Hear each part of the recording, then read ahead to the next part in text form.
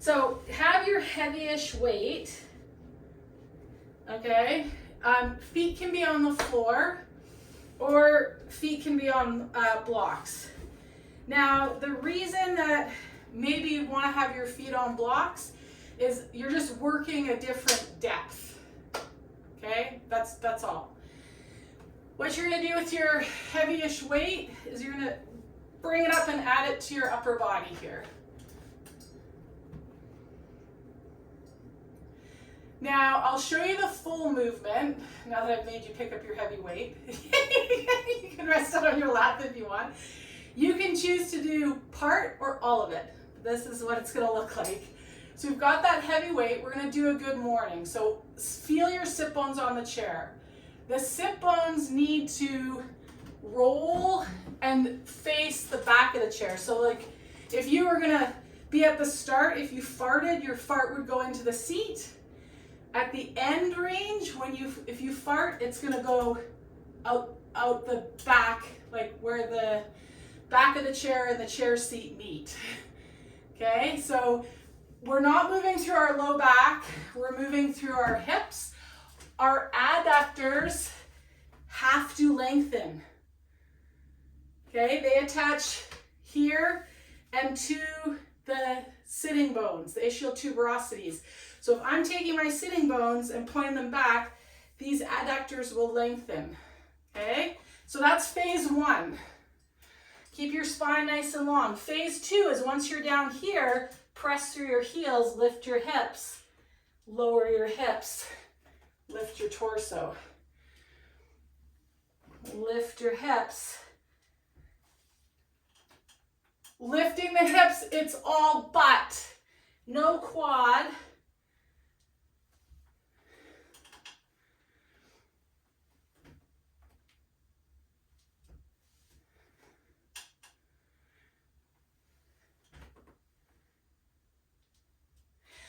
Option, here's an option, Debbie, is hold the weight. Here, weight goes down, use the weight to press yourself up. Got it? So weight, use the weight, press your hips up.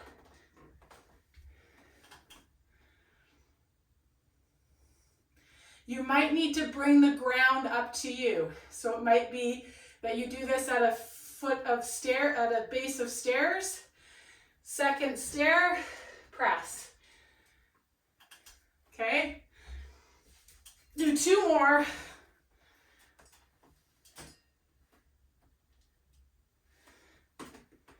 Last one.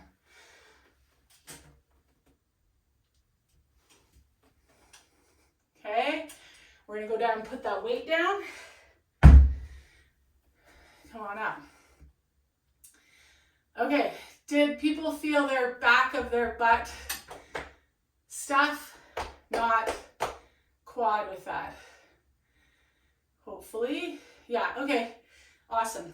If you did feel quad, something that can help is elevating just the heels. Right?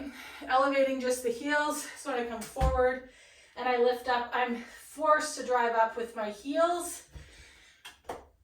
Can also kind of help get us back in our hips and out of our quad dominant.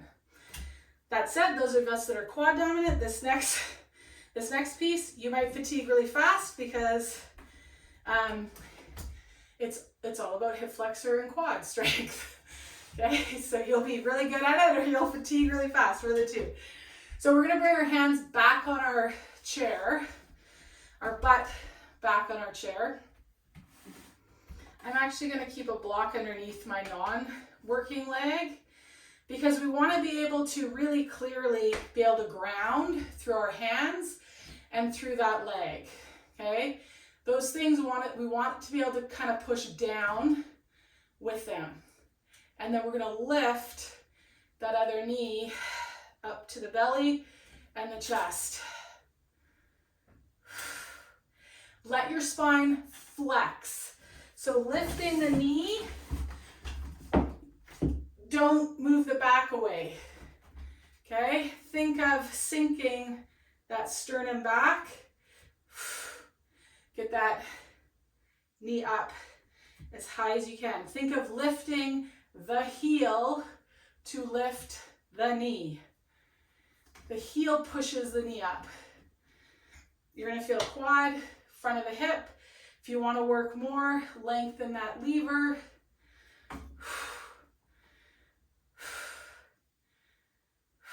Last one. Ah. Okay, give that a shake out. So we're going to go to that other side. Make sure you can ground through that leg, ground through that arm, those arms, okay? Right up on those sit bones. Collarbones lifted, bottom of the sternum isn't lifted. Lift that leg, tap the heel.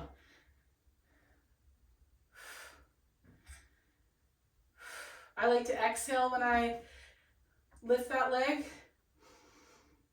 Ooh, inhaling's pretty interesting actually. Try both.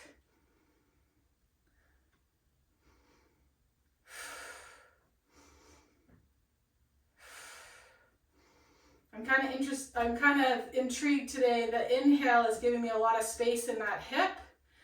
As I lift, it's feeling better than the exhale. So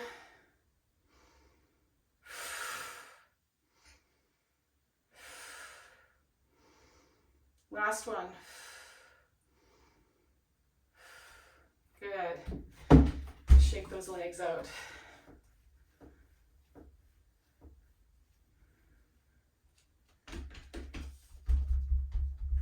So all we need is the weight of our leg, right? As we